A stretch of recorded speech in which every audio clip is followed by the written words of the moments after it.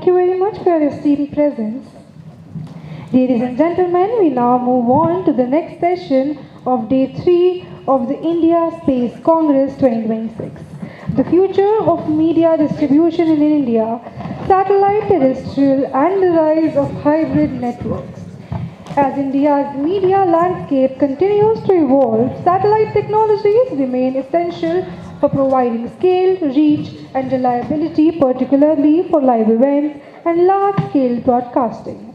This session will explore the emergence of hybrid satellite IP networks, evolving regulatory frameworks, and how India can position itself as a global leader in next generation media distribution and broadcasting innovation. To chair this important discussion, please welcome on stage Mr. Ashok Kumar Jha, Additional Director General, Prasar Bharati. We also warmly welcome our distinguished speakers and panelists, Mr. Puneet Kwatra, Senior Sales Director, SES, Mr. Ajay Jain, CEO, Lamhas Satellite Services, Mr.Rajiv, Khattar, Business Strategist, Management and Technology Consultant, Consultrk. I request all the dignitaries to kindly come on the stage as the session is about to get started. A huge round of applause for our panelists and the chair for the session, ladies and gentlemen. I now kindly hand over the stage to our respected panelists and our esteemed chair for the day. Thank you.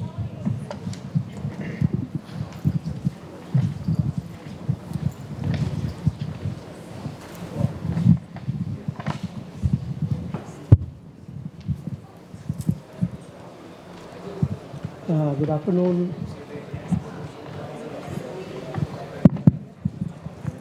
Good afternoon, everyone, and I welcome all the panelists on stage.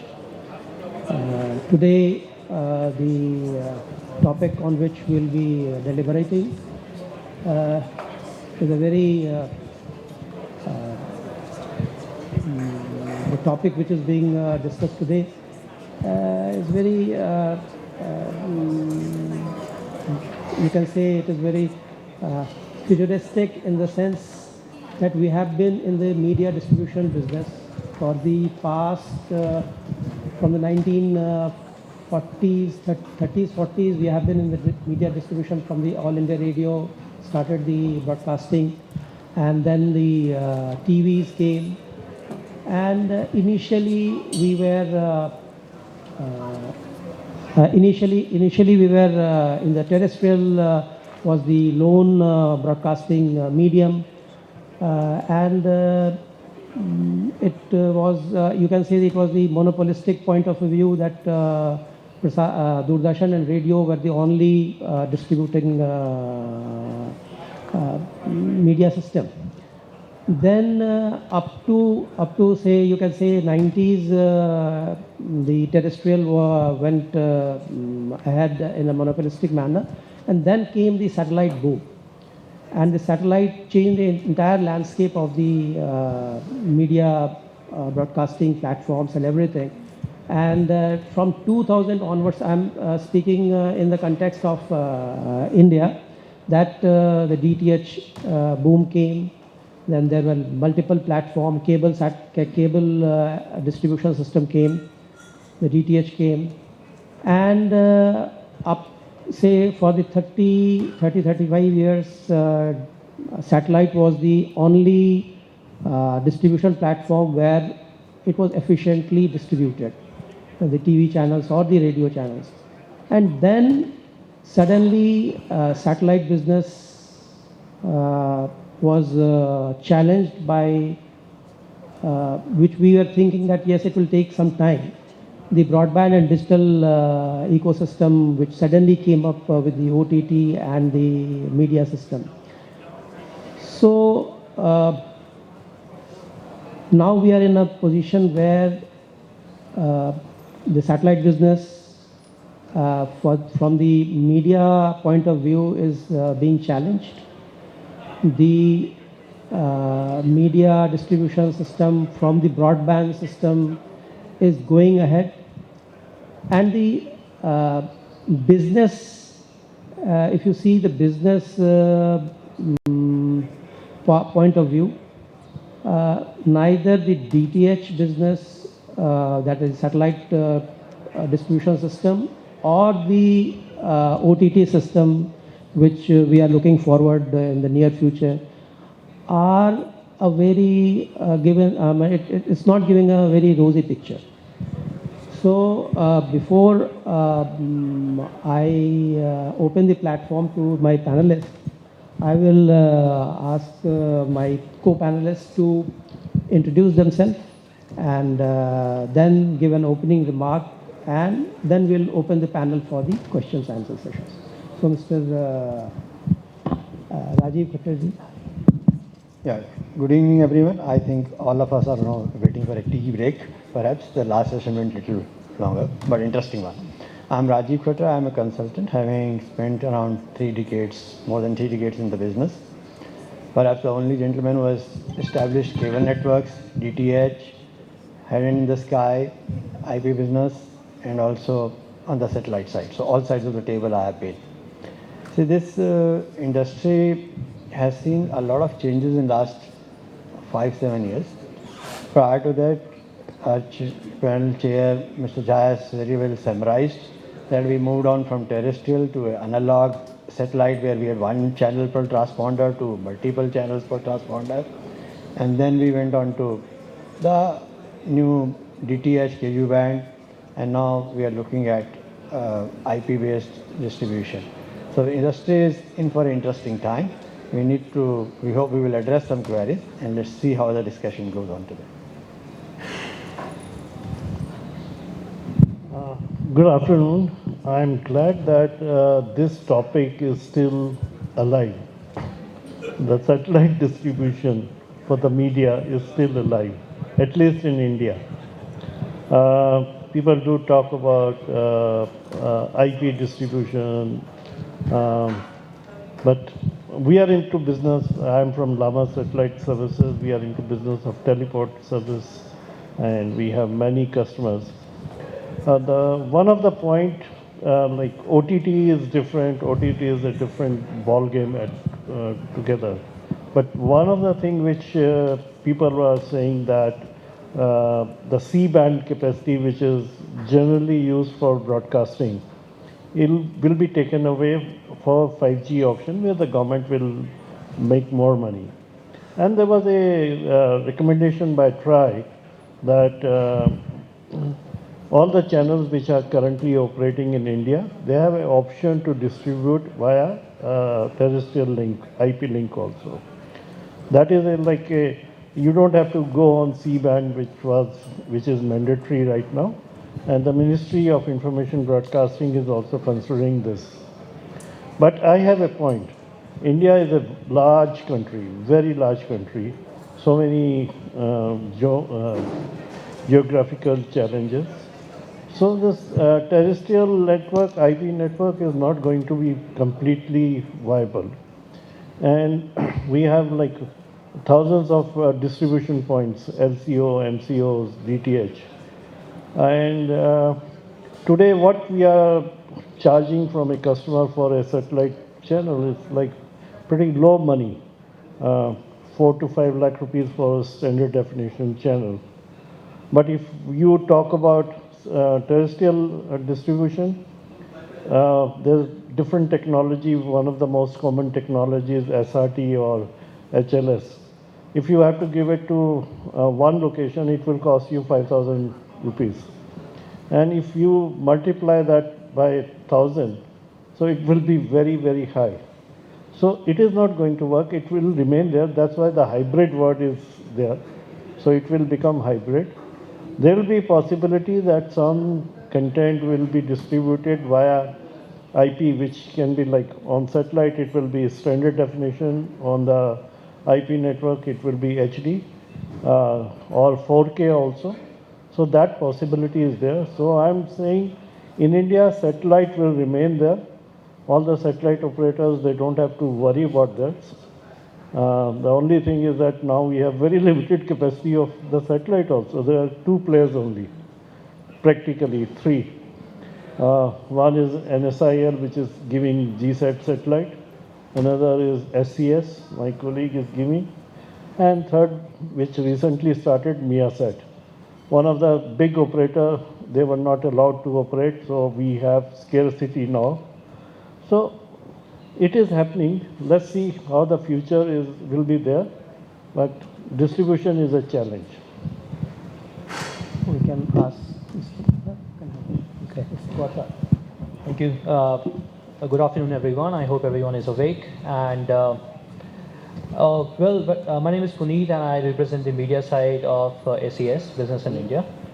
So when we're talking about this topic, okay, when we talk about media distribution in India, I think the question that is often framed is satellite versus terrestrial. However, I think there is a real question that we need to ask, and then the question is, how do we deliver the content today to 1.4 billion people of India across cities, villages, towns, districts, aeroplanes, trains, anything that moves, in the most resilient and efficient manner? I think that is the right question that we should be discussing. So, and of course, increasingly the answer is the future is hybrid. There is no doubt about that. Though I come from a satellite operator background, but I still believe that the future is hybrid. There is no doubt about that. So, in India, India is at the forefront when it comes to the content consumption. So India is actually consuming a lot of content today. And 80% of the global traffic of internet actually constitutes video only. So once we are doing that, it creates a lot of challenges for the content distributors also. One of the challenges is growing demand of the business, and they need to consume more capacity. Then there is a rising distribution cost as well. And then the third point is that they need to deliver the content to every part of India and to global as well. So to solve all these problems, there is no one technology that can solve everything today. And therefore, I think while satellite is absolutely no doubt that it can deliver the content to millions of people at the same time, but actually, when it comes to flexibility, when it comes to personalization, alternate technology serves best. So I think there is no one technology which is available today that can solve all the problems, and we need to go to the route of hybrid only. That is the only option that we have, and that is the exact discussion I look forward to have today. Thank you, Puneet. I'll just direct the panel to somewhat coherent discussion now. I'll just give a data. Recently, in the TRI releases certain data on the consumers and subscribers of the television and radio. So recently, there was a data that in the last 1 year, almost the pay channel subscriber has dropped from 58 million to 50 million. So almost 8 million in a year. So every quarter, roughly 2 million subscribers are leaving the paid DTH platform. Similar cases with the cable and cable network. We are left with say 50 million on the paid DTH platform. We have, but the other side is that there is another DTH platform which is called DD Free Dish, which is going leap and bound, and we have crossed almost estimated around 60 million households in DD Free Dish. So every million that is being decreased in the paid DTH platform is being added in the DD Free Dish. So overall, the ecosystem of the satellite part is being conserved. That is what I am telling you, that satellite is preserved. But the IPTV ecosystem has come up, that there are around 600 million OTT subscribers, out of which around 148 million are pay subscribers. So it is growing day by day. But there is a challenge that the distribution efficiency in the satellite network is unmatchable by whatever means you want to distribution you want to do. The coverage of satellite is unmatched. If you want to reach any part of corner of the country or any part of the universe, you are there. But for the broadband, IPTV, it is very cost, the cost is challenging on any part. And so, what is the hybrid that we are telling? Yes, hybrid is the way forward, but how to go beyond that, because it is a transition period. If the regulatory ministries frame a guideline for a hybrid protocol, so what should be the way forward for those guidelines, which will basically encourage that this infrastructure is shared and the system is affordable, ecosystem becomes affordable to the end user. So I open the platform to Mr. Khattar ji, uske baad fir aap log. So, as we said, it's a hybrid situation today. The satellite, we all agree, is the ultimate solution when we want to reach every nook and corner of the country with highest dependency and means very dependable reliance method. If you are looking at a sports content, let's say there is a cricket match going on, nothing can beat satellite on that.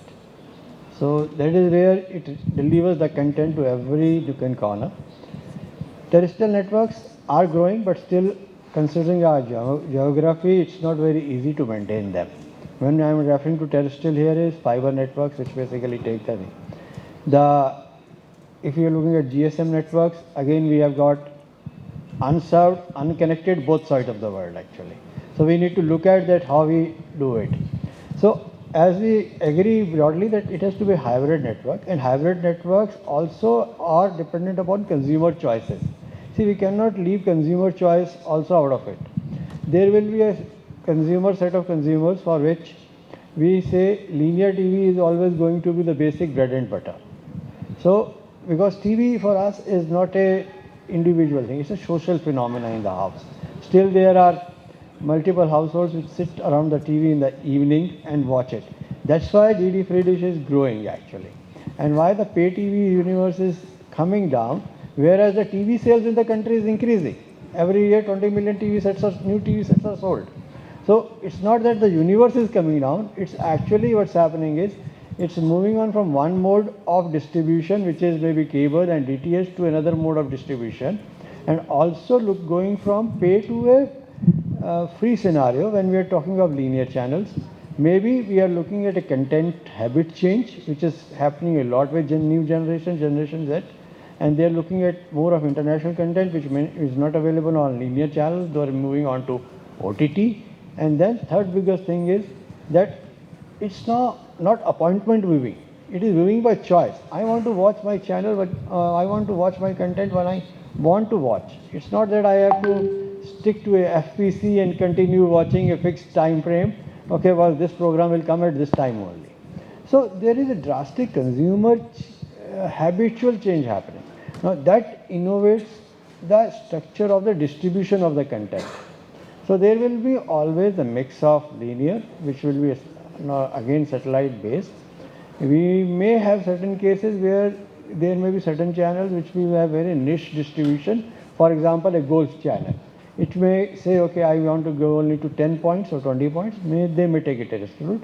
There will be a IP distribution, which we normally call OTT, which is a generic, and there will be SVOD on top of it. So there will be a hybrid networks will come. Satellite will remain the backbone of even distributing to the IP networks the content, and also they will remain the main dominant force at least. One more change which is we are going to see in next, which we are seeing in last 2 years, which is the fast channels, which is free ad supported channels, which take IP route, but then they are very limited thing, because the device culture is building up now. So it will take little bit of time on the device, and then you need IP. And we all also remember that we pay for the IP cost also, though whatever are the lowest in the world we have got, but still we pay for the data. So there is going to be a evolutionary change along with the consumer requirements, along with the technology, and all will find a niche of there in the market. Yes, sir. Jain sir, do you want to add something on that? Yeah, I think the debate here is not the content. There is a different kind of content which is available on OTT or for the other platform. The debate here is the network, hybrid network, satellite and the IP network. So again, I'm going to say that in country like India, the satellite will remain there. The dish TV, 3D dish TV is a classic example. He's saying 60 million subscribers. So India with a population, large population, many people, they don't pay for the data, they don't pay for the content, and the only way to distribute the content to them is through the satellite. Yes, there will be some niche channels, as Rajiv ji said, and there will be high quality channels. Now people are talking sports channel 4K, which is not viable on satellite because it will go to limited number of places. So that will be through the terrestrial. So both the system will remain together. Let's not talk about the content. Content is different. Content is the rider of either satellite or on IP. So in India, satellite and the IP will exist together, but today satellite will have major role in that, which will be there all the time. Uh, like you are from Doordarshan, all the channels of Doordarshan are on satellite, and Doordarshan launched Waves also. Yeah. How many subscribers you have on the Waves? We have recently reached some 10 million, Okay. 10 million subscribers. So, but the major revenue you are getting is from the terrestrial, from the From satellite. DD British. From the British, satellite. Yes. So satellite will be the king. It will remain there. Puneet, you want to add anything? Yeah, so while I 100% agree with the co-panelist, I would like to bring out a few important points when it comes to OTT or the streaming platforms. Well, while streaming platforms, of course, offers great viewers experience, there is no doubt about that. But the basic physics and economics of streaming platform or the media distribution does not change. And why I say this, because the terrestrial platforms are based on unicast model. So every additional user that is added needs every additional bandwidth, right? Which means extra cost, which is not the case when it comes to satellite.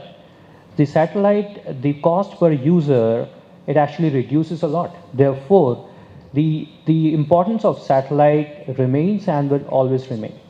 The second important point is the resiliency. Well, in today's world, if you talk about geopolitical world, the infrastructure is being threatened. We have natural disasters, there's no doubt about that, and we have got infrastructure failures as well. So anything which can be threatened, the broadcasters or the content distributors would like to have a hybrid model where it can be backed up either by IP or fiber, and whereas satellite still remains on the backbone of it, which is the main content. And that is why I truly feel that that is the exact reason why live sports today is still being broadcasted on satellite. Though there are broadcasters who are trying to go IP or the fiber way, however, they have realized that that is not the only medium that they can rely on. It is very important for each one of them also, to understand that it doesn't really matter which technology that you're using. It could be satellite or IP, but the important thing is that how do they intelligently use both the networks together. That is going to be the key in future. Thank you. I'll add one more thing, and then we'll take a quick comment on that. The policy and the regulation for the media distribution part, the government has to play a very positive role on that. As on today, if we say the policy of the government for the cable is entirely different, for the DTH and the satellite, it is entirely different. And for the OTT platform, it is still in a very nascent stage. So government has to think the policy which needs to come for the hybrid system needs to be technologically neutral, either because the end result is the consumer, which should get an affordable viewing experience. So keeping that in mind, the government has to come up with a framework which enables all these things, and the technology should be because the content needs to be reaching the consumer in a very affordable manner, and it doesn't matter to the consumer whether you receive it through the satellite or through an IPTV. So government should also think in that respect, and the efficient system, the sharing part, the hybrid system will take care of all those things. I think Khattar Sahab will add anything on that issue. Very rightly said, sir. The policy of the government has to be not only very clear about it and also be stable for a long-term perspective. Actually, we cannot have a change very soon. Sometimes so today C-band spectrum, as Mr. Jain was saying, is getting limited. Now there has to be a very clear view for the industry that okay, for this, at least for this much time frame, this much spectrum is available for the industry to distribute that.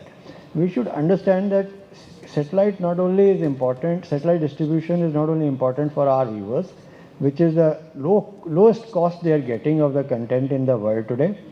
It is a soft power which impacts the whole SAARC region, nearby countries. Satellite, unlike terrestrial distribution, offers a wide range distribution of the content. So means we had satellites which were going up to, the beams were going up to Middle East, so Indian contents were being distributed till there. So the government policies need to be keeping in those views that there is considerable investments into it, and then there has to be parity in the platforms also. Like we have got some DTH license fee, cable is no license fee. So some similarity in that, so that investments come and industry grows as the market grows. Actually, that's what the idea should be there. I think current policies in India is only for satellite channels, which is for content monitoring, regulatory, everything is there.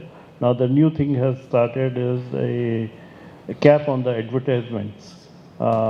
In 1 hour you cannot show more than 12 minutes. So this kind of regulatories are only for satellite, but nothing for the digital world.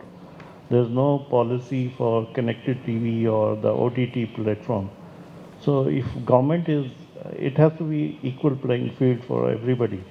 The content, there's no policy, there's no censorship also on the OTT platform or on the connected TV. So I think the government is working on it, but it's a challenge for them also how to monitor it. Satellite, they can monitor it very well. They have a huge center for monitoring. They keep track of everything. But for the connected TV or for the digital YouTube or social media, there's no way of monitoring. Today, the most of the content is now watched through the social media, not even OTT or connected TV. So these are the challenges for the government. But this is a different subject altogether. So, yeah.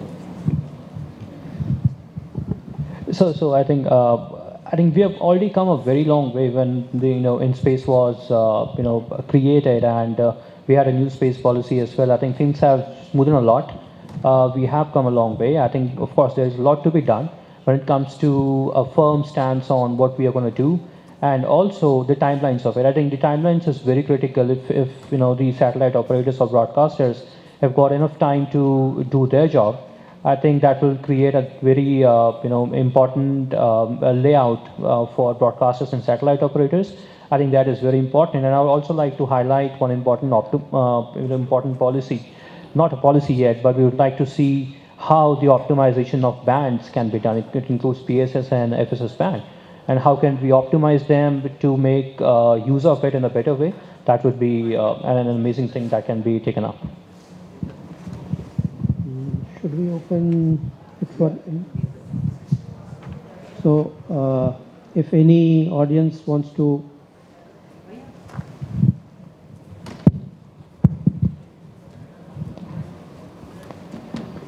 Hi everyone. So I have a question that what would be the future of media in coming 5 years for India per se right now? Yeah, I can take it up. So fast forward to 5 years or 10 years from now, I think people will stop talking about the underlying technology of media distribution. Either it's satellite, media, IP, fiber, 5G, broadcast.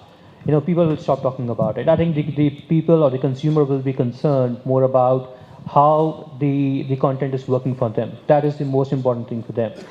I do not believe that there will be any single operator or broadcaster who would be working in one signal technology.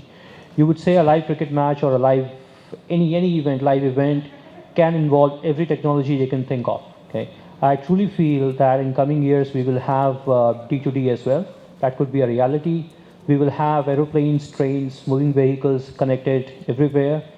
Artificial intelligence will play a huge role because of the fact that we can actually use AI to route which content to go from which platform.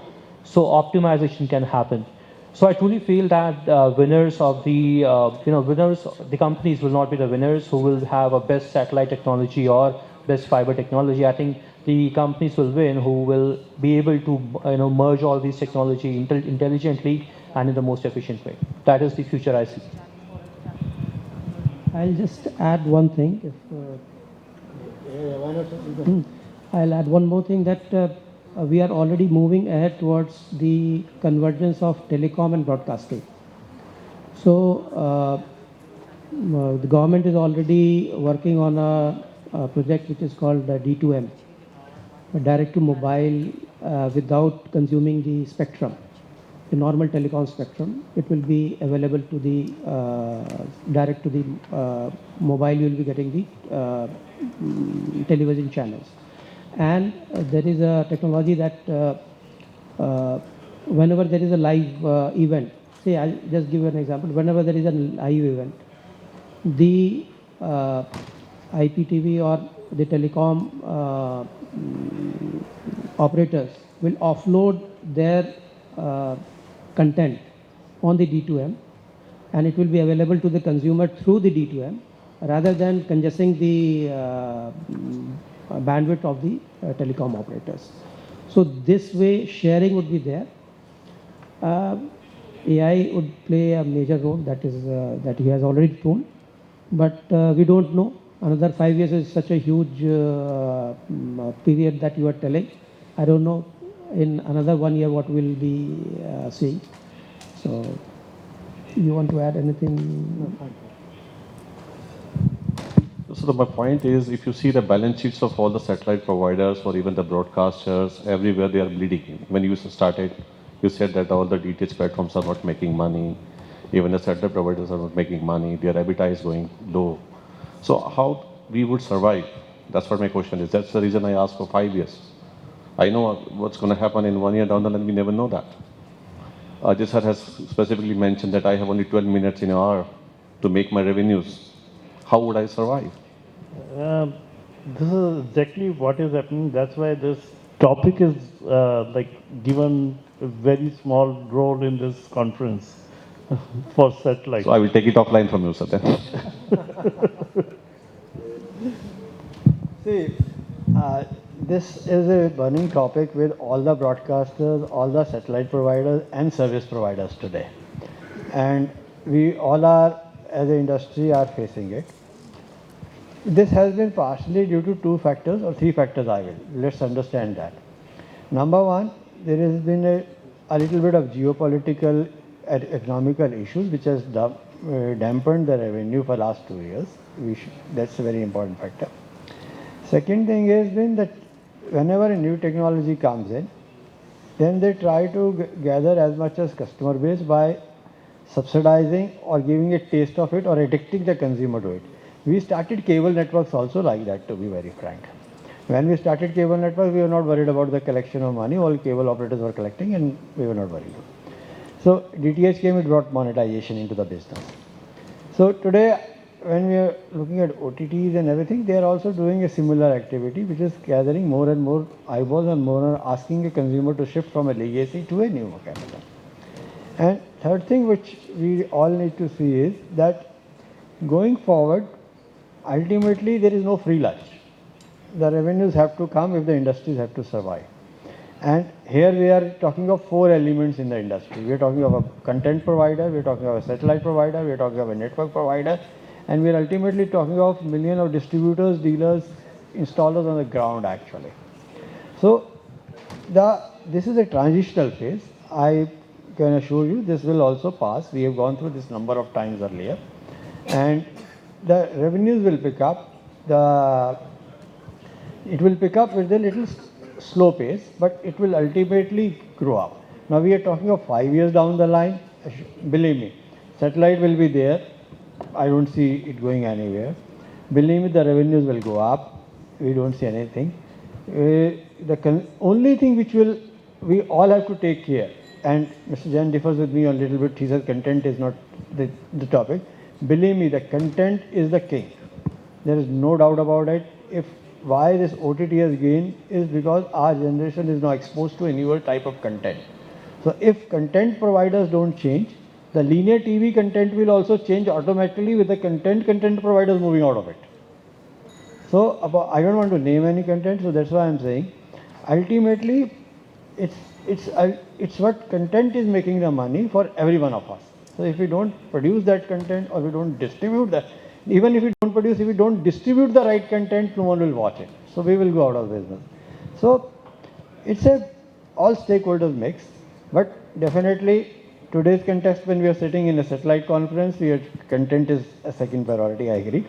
Satellite is not going to go anywhere. We have seen this for a number of years. Only thing is, like my friend said, we have to optimize bandwidth. We have to see whether how much C-band remains, how much KU band remains, and how much we are going to use bands of BSS and other FSS. And that will give a good mix for us. Ultimately, remember, we satellite providers are providing the lowest cost of content to 1.4 billion people in this country. So that's the point we need to remember. Thank you. I'll just add one more thing on top of that. This platform operators are not bleeding just because of the technology part.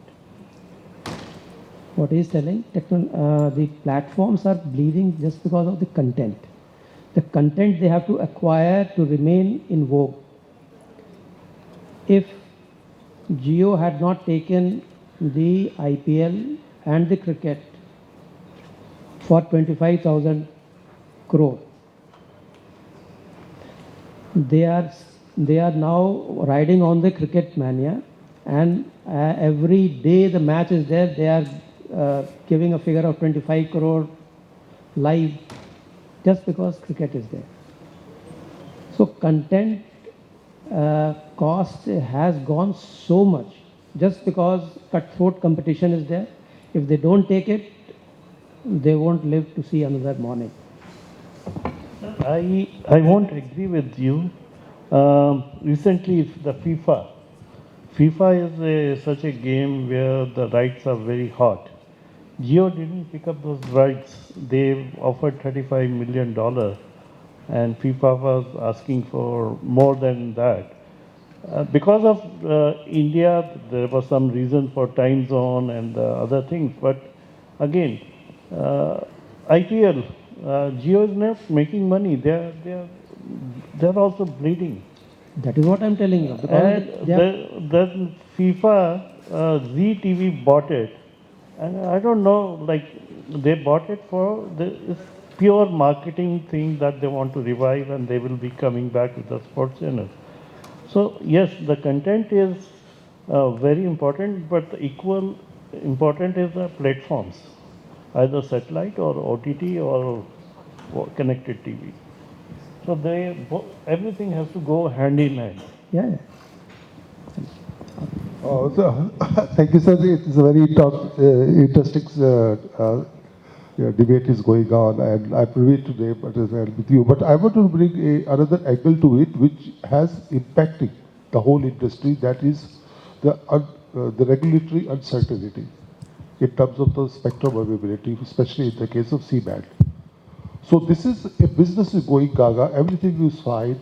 A few years back, all of a sudden you get knee jerk you get a certain amount of frequency has been taken out without assuring, without giving a passage so it is basically that's happening.